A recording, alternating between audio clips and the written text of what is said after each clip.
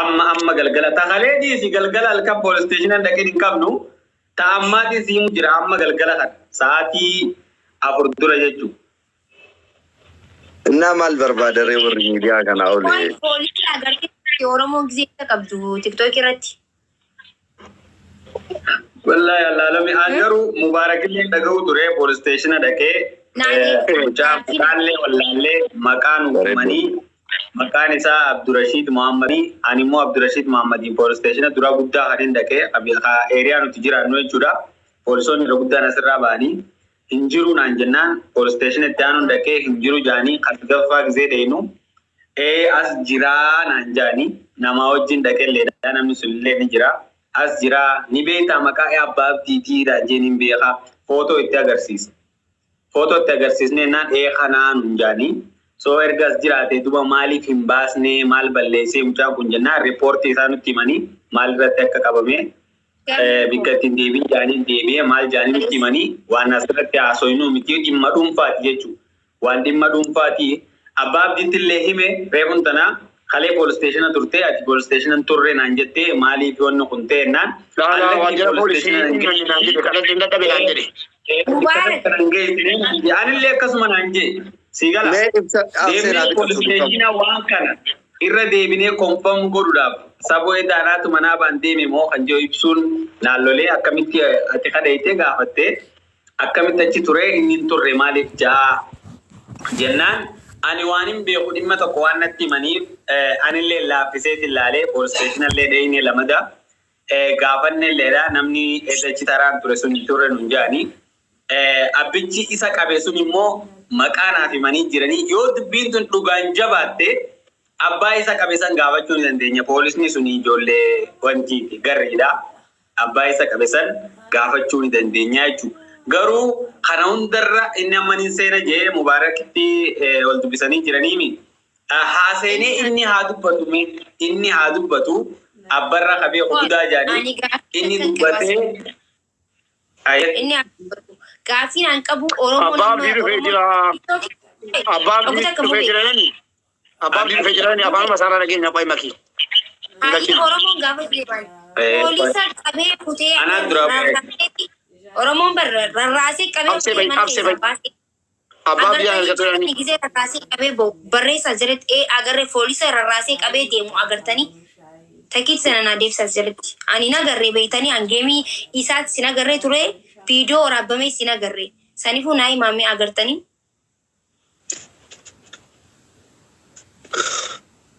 baredu comment ke arge jira bar namne dum polisin Kenya kun atudha polisin isane garu mallaka barbadi jirani comment jalatti gachime mubarak ina garret iyesa regesani wa manja wa meraga incho baje te mana sanan okay achi turte okay wa dafu dollar spilbilen ture ani impeni wante mega sense numma polisin Kenya rechalani sani borone tane gare somalida abab dian ko tirani me live is ene driver inni nagiya ta'u dhawaan biraatii miti rabbi nagiya isaa godhu ya wanti guddaan nagaa ta'uu isaati caaltuun namni martuu yoo abbaan ofee gara billee isabu asana ma wadani dubin wala marka bada namni waata kiti ammo amala kiyarra agenda social media kan injaaladhu in fedulle wallahi waan faayidaa ummata oromoo ta'e yaa faayidaa ummata waan qaboota itti seenaa kanana lagaru fidani abbaan barbaade waan barbaade media kanarra borcaa olif dhaqanii waliin laaqatuun kayrii takkalleen qabu mucaa rabbi isaa eegu bakka jirutti inni illee of eeguu qaba ballee dhufee garabbillee irratti nama eega yaa waan danda'ameen yaa kanarraa fi ammoo jira qoy jalaan qaba okay kunat akkam nagee abbaabdi bagana abbaabdi jirta naga wala akkame jarra galata mee mubarakati dubbisi أباب دي كم تجير تاتي أما نجاي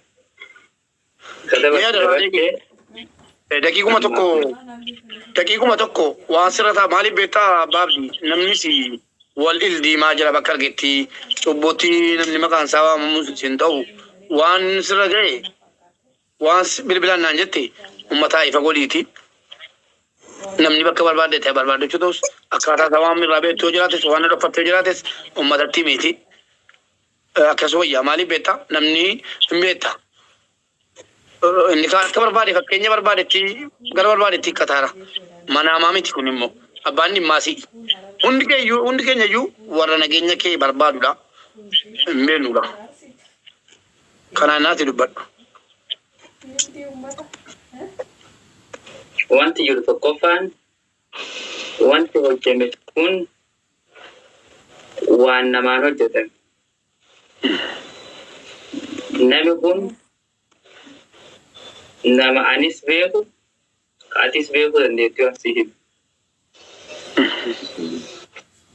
Ammoo tinuu qaamaan na biratti argamee gocha kan narra raawwate lammii biyya sanaati. Uummata afaan keenya kan hin beekne. Umas gurraacha jechuudha. Armaan dura narra gaggeessu turanii ka guyyaa armaan dura ka guyyaa paarkii kee jiru hin milkoofneeti. Kaardhaa kun ammoo tinuu mananna dura raawwatanii kun milkaa'ee fi jiraa jechuudha.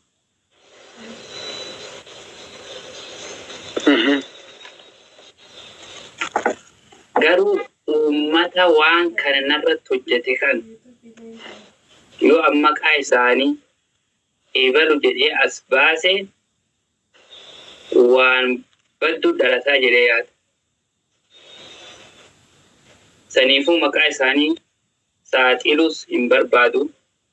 Akka Oromoon waliin buutullee hin barbaadu.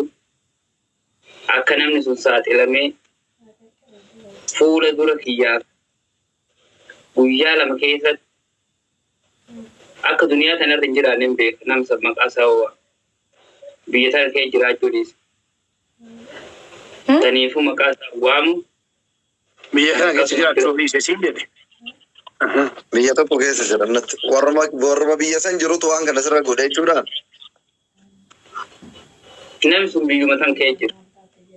Nama biraatiin hariiroo walitti qabaatu malee kan jiru anuma wajjin. Nama biraa jechuun akkami? Mucoosii isaa godhan dandeessaa? As biratti rakkoon isaanii maali sirraati? Fakkeenyaaf namni tokko sababaa jira bar sababa kanaan naxamaduu danda'an jettee yaaddu sababa fakkeenyaaf maaliif? Kan akkatti lubbuu kan kee guyyaa yoo dubbatte maqaa isaanii lubbuun kee guyyaa lama keessa kan badu maali rakkoon isaanii maal sirraa barbaadan? Waan isaan narraa barbaadan hin beeku. Wamatakka waan kan narraa barbaadanii yakki kan kee kana waan kana nu goote waan kana nu jette wanni takka isaan ragaa qaban kan yakka qabu hin jiru. Nama Oromooti. Abbaa abdii fakkeenya namni tokko yoo nama qabe waan ittiin nama sodaachisfaa jira waan akkanaa gootis hin beesnu waan akkanaa hin godhini yookiin kana dura waan akkanaa maa gootis hin jedhan. Wanti jarri irraa of eeggannoo sii kennan hin jiraa? Jarri bar osoo qaamanne dhufanii afaan Oromoon dubbatanii takkaafuu afaan ambee hunda dubbatanii waan akkanaa si goona waan akkanaa taate gocha akkanaa raawwatte akkanas si goona yoo naan jedhan surra koon qabu. Garuu nama biraa nama uummata gurraacha maallaqaan bitanii natti erganii kana narra raawwachuu jechuun akkamitti beekte jechuunosiin hin jenne duba namni sun akka akkanas godhe akkamitti beekte? Yoo hariiroo takka walitti hin qabaanne taate namni kun fakkeenyaaf amma nama ofirraa eeguu qabaachuu hin danda'ama biyya tana keessatti nama kana dura jechuun naan jeetu jira fakkeenyaaf nama Oromoo son ta'e nama nafxanyaa fakkeenya siin jee namni naan jee hin jiru fakkeenyaaf abaluu yoo waan takka ta'e abaluu santu natti erge jeetiin sammuu kiyya keessa katabadha nama sanii jee abbaan fedhee namni tokko yoo isa tume kan nama kana namni jettuu hin qabdu. Maaki namatu waajjira jira beektaa yeroo tokko koomentii jala amma alii edoo fa'aa warra keenyaa keessa ture namoonni garaagaraa dhiisaa waan kana miidiyaa irratti akka haasa'u hin godhina wanta haasoftallee jiraate keessaan garee godhadha haasayaa wanti gaafatannoo jiraate keessaan gaafadhaa jedhan. Ani lamma kanarratti yaadni isaanii anaafillee naa ta'a maaliif namni biyyaan baa jiru kun waan nama mudatu hin beekani waan nama dhufullee hin beekan waan ta'eef. Isarraallee haga argaa jirutti baay'ee garaa babbanee waan kana haa ta'uun barbaadu. Kanaaf wanti goota yoo jiraate abbaa abdiitiin haala amma irra jirtuu fi akka nagaa jirtu wama dhugaa amma irra jirtu ummataaf himi. Maaliif mana mubaarakillee dhufanii anattillee dhufanii maakii jarallee deemanii bakka hundattu abbaan abdii maal ta'e maalirra ga'e jedhan. Waan tokko waan irra jirtu ummataaf himi kanumaan goolabe dubbii garaa babbannu yookiin ammoo miidiyaa irratti tarii yoo waan hin taanellee dubbate. Namoonni kunniin yoo tasa viidiyoo isaallee argan booda rakkoon biraa duubaan itti dhufuu danda'a nama kan. Nullee ammoo yookiin booda jaratu haasofsiise maalillee jechuu danda'a namni keenya. Kanaaf haaluma amma irra jirtu uummatatti himi wanti si gaafannoo jiraate keessaan garee miiseenjaraan godhannee haasa'uu dandeenya. Akkas goonee haasa'uu hin danda'u. Dhugaa rabbii dubbachuuf hima Nasri xiqqootii burjaajii dhufnaanii namni keenya sirasi walumatti kaa wal dandeenya gatii ta'e. Walumatti kaa'amuu kana dhufee naannii ijoolleen karaa darbuun dhawwanii naannii kan inni ofus godhe malee bilbila iyyuu kaasaa hin jiru. Akka carraa kaasee ganamaa kaaseetti bilbilaa jira. Al tokko kaasee cufe al tokko kaasee ana mubaarakii jennaan bilbilii seebiin godhannee mannaan jedhee sana booddee waan jirtu dubbannee finne an dubbachuun barbaadu utuma ni jedhu naa tolcheera. Dhugaa rabbii dubbachuuf. Inni dubbachuu hin barbaadu jedha. Sanuu amma viidiyoo finne haasofsaaru. Kanaaf obboleessa keenya. Abbaa abdii rabbii si waliin haa ta'u guruppii ijaarrachuun keenya dirqama. Abbichani immoo hin baasu. Abbichani immoo hin baasu. Hawaasa bal'aa qabda. Inni muutu lafa keessa nama balleessa. Yoo qabatamaan beetta ta'e waan beekturraa nama bira kaadhu. Yoo waa biraallee hafte nama bira kaadhu hin seenobnu. Sagalee dhumaanuu waraabi nama amantu bira kaadhu. Yoo inni gonkumaa jette. Dhugaan sitti maa Nasri jaallata miti Nasriitti sagalee waatsaappiidhaan Nasri dubbiin akkas anaaf si biraa teessoo illee lafa kaadhu. Dhugaa rabbii miti Nasri. Uummata akka rakkoon qabu nuyi waan dhugaa jiru waan qabatamaa yoo nuti meenuun dubbate nuti obboleeyyan isaati kenna rakkoo takka illee qabu waan jiruun ammoo abbaan abdillee ila waan takkitti jira abbaa abdii lubbuun abbaan hin eegne waggaan eeyduu jettu Oromoo yoo hummaaktu irra guddaan abbatuuf eega. Even biyya akka keenya biyya Afrikaa maal kanaa miti biyya ammaan jiraadhu kana Dubaay seerri isaa dhibbarraa dhibbatti eega. Seera cabsitee namatti illee namni seera cabsee jedhu hin jiru. Daqiiqaa 4-5 keessatti bakka rakkoon si eegamittu seerri si dhaqqabuu danda'a. Haa ta'u malee anummaan kun bakka jirutti sa'aatii agulii deemuu akka hin taanetti deemuu bakka waa qalbii si shakkitu bakka diinni kiyyetti argamettee yaaddutti argamu nama hin taane waliin baallamattee deemuu kophaa kee deemuu dhabu waa hunda irratti of eeggannoo gochuun ammoo gahee kan keeti abbatu of eega.